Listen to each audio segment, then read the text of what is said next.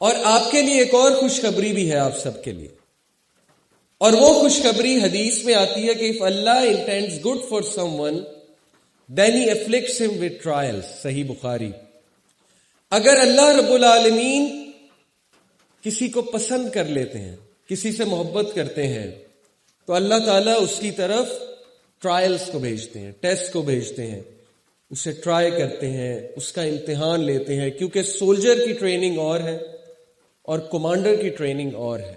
اب کیا کر رہے ہیں؟ ٹیسٹ اور ٹرائل جب آ رہے ہیں اور اتنی زیادہ مشکلات سے ہم گھرے ہوئے ہیں، کرنا یہ ہے کہ زندگی چونکہ ایک کامبیٹ ہے، اور اب چونکہ ہم آ چکے ہیں اس زندگی میں، اب ہم یہاں کا حصہ ہیں، یہاں سے نکل تو نہیں سکتے۔ اب وہ کامبیٹ، وہ لڑائی لڑنے کے لیے آپ کے پاس کچھ ہتھیار ہونے چاہیے۔ وہ ہتھیار کیا ہونے چاہیے جس سے آپ ایک مجاہد بنیں گے، کمانڈر بنیں گے، اپنی فیئرز کا، اپنی مشکلات کا سامنا کریں گے، آپ میں وہ سکت آئے گی۔ اسی پہ انشاءاللہ ہم بات کریں گے، اور میں نے 5 ویپنز ڈیفائن کیے، 5 ہتھیار میں آپ کو دوں گا انشاءاللہ اس ورکشاپ میں، جب تک ٹائم ہمارا ختم ہوتا ہے۔ اور at the end of this workshop آپ دیکھیں گے کہ you are a changed personality, اگر آپ وہ ہتھیار لے لیں، ان کو اپلائی کر لیں زندگی میں۔ تو شروع کرتے ہیں جی ایک سٹوری سے، اور اس سٹوری میں بڑے لیسنز ہیں ہمارے لیے۔ سٹوری ہے ایک بچے کی۔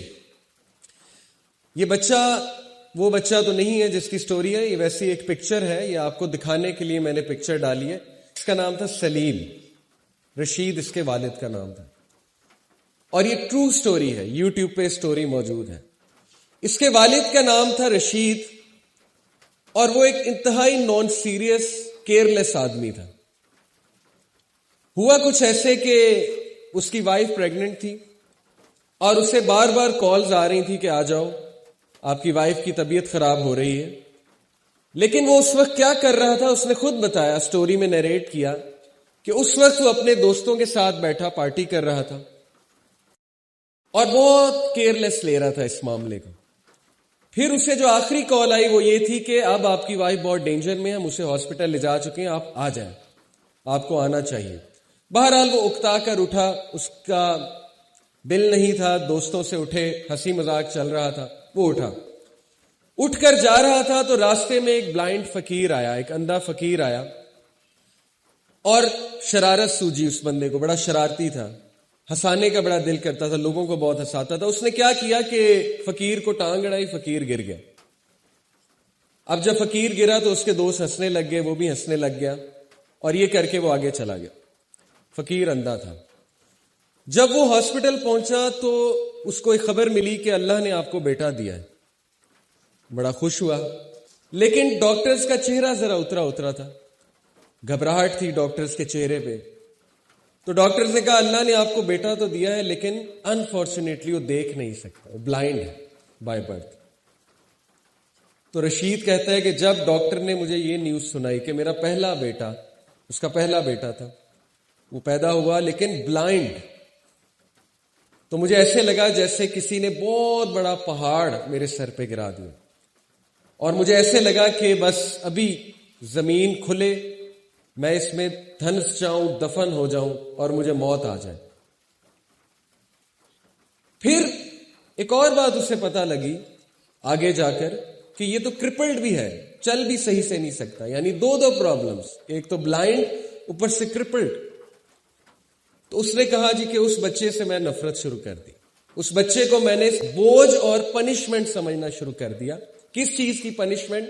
اللہ سے میں نے دشمنی لگا لی کہ میں نے اس چونکہ بلائنڈ فقیر کو ٹانگ اڑائی تھی، تو مجھے اللہ نے سزا دینے کے لیے بچہ بھی بلائنڈ دیا۔ اب اس نے اس بچے کو زحمت تصور کیا، ایک بہت بڑا بوجھ تصور کیا، لیکن اس کی والدہ بچے سے اتنی محبت کرتی تھی۔ والدہ کا دل بہت نرم ہوتا ہے، اس کی والدہ اس کی تربیت بھی کرتی تھی۔ باپ بالکل سیلفش تھا، باپ دور دور رہتا تھا، باپ کو کوئی خبر بھی نہیں ہوتی تھی اس کی زندگی میں کیا چل رہا ہے۔ اللہ نے اس شخص کو 2 اور بیٹے دیے، ان سے وہ بہت محبت کرتا تھا، لیکن سلیم سے وہ محبت نہیں کرتا، کیونکہ سلیم اس کے نزدیک ایک بوجھ تھا۔ ہوا یہ کہ ایک دن وہ شخص بیٹھا ہوا تھا گھر میں، تو سلیم اس کے پاس آیا، اور سلیم نے اسے کہا کہ بابا چلیں آج مسجد چلتے ہیں۔ تو وہ شخص اتنا حیران ہوا رشید، اس نے کہا کہ تمہیں مسجد کا کیسے پتا ہے؟ تو اس نے کہا کہ مجھے 1-2 بار میری والدہ لے کر گئی ہیں اور مجھے راستہ بھی پتا ہے. یہ جو بلائنڈ لوگ ہوتے ہیں ان کی سکس سینس اور ڈائریکشنل سینس بڑی زبردست ہوتی ہے. خیر وہ اتنا حیران ہوا، اس نے کہا اچھا چلو. بچہ ول یو بلیو اٹ کہ اس کو مسجد لے کر گیا، لڑکھڑا کے بیساکھیوں پہ چل نہیں سکتا تھا بیچارہ. اور وہ اتنا حیران ہوا کہ یہ بچہ نہ دیکھ سکتا ہے نہ چل سکتا ہے صحیح سے، یہ بچہ مجھے مسجد لے کر جا رہا ہے. کہ ہوا ایسے کہ جب وہ مسجد میں پہنچا رشید اپنے بیٹے سلیم کے ساتھ، تو سلیم نے کہا کہ بابا قرآن مجید لے کر آئے، میں آپ کو سورہ کہف سناتا ہوں. تو رشید اور حیران ہوا، کہتا کہ کیا مطلب، تمہیں قرآن کیسے آتا ہے؟ تو سلیم نے کہا کہ میری والدہ شاید آپ کو پتہ نہیں ہے مجھے قرآن حفظ کرا رہی ہیں، اور انہوں نے مجھے سورہ کہف کچھ حفظ کرائی ہے. اب یہ والدہ کی محبت تھی کہ بلائنڈ ہونے کے باوجود بچے کو قرآن حفظ کرایا جا رہا ہے. تو رشید قرآن لے کر آیا اور اس نے سورہ کہف کھولی اور بچہ سورہ کہف پڑھنا شروع کیا. وہ پڑھتا گیا اور والد کے آنکھوں سے زور و قطار آنسو نکلتے گئے. اور رشید اتنا رویا اس ٹائم، اور اسی ٹائم اس نے اللہ کے آگے سجدہ کیا، اللہ سے توبہ کی. بالکل سچا واقعہ ہے. عرب تھا رشید، عربی تھا. اور اس نے اسی وقت اللہ سے کہا کہ او مائی لارڈ، میں اس بچے کو بوجھ سمجھتا رہا، میں اس بچے کو زحمت سمجھتا رہا، تیری طرف سے پنشمنٹ سمجھتا رہا، لیکن یہ بچہ تو اتنا برکت والا ہے، یہ بچہ تو اتنا زبردست ہے کہ اس بچے کی وجہ سے آج میں نے مسجد میں قدم رکھا، اور کتنے عرصے بعد میں نے تیری کتاب کو دیکھا، تیرے الفاظ کو دیکھا. اور وہ اسی بات پہ روتا رہا کہ کتنے عرصے بعد اس بچے نے مجھے میرے رب سے کنیکٹ کیا جس سے میں بڑے عرصے سے ناراض.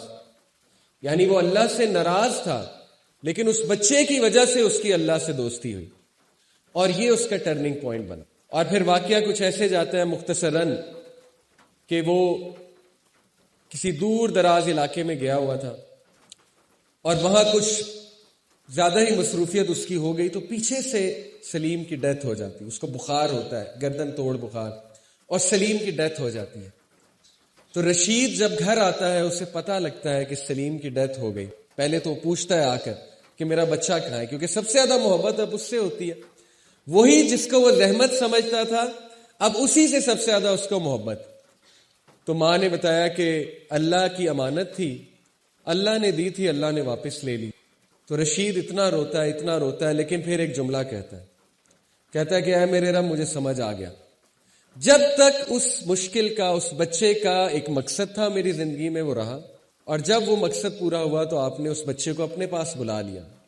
اور ابراہیم علیہ السلام اب اس کی پرورش کریں گے، کیونکہ آپ کو پتا بلوغت سے پہلے جو بچے فوت ہو جائیں تو ابراہیم علیہ السلام کے پاس ڈائریکٹ جاتے. اب یہ واقعہ میں نے آپ کو کیوں سنایا ہے؟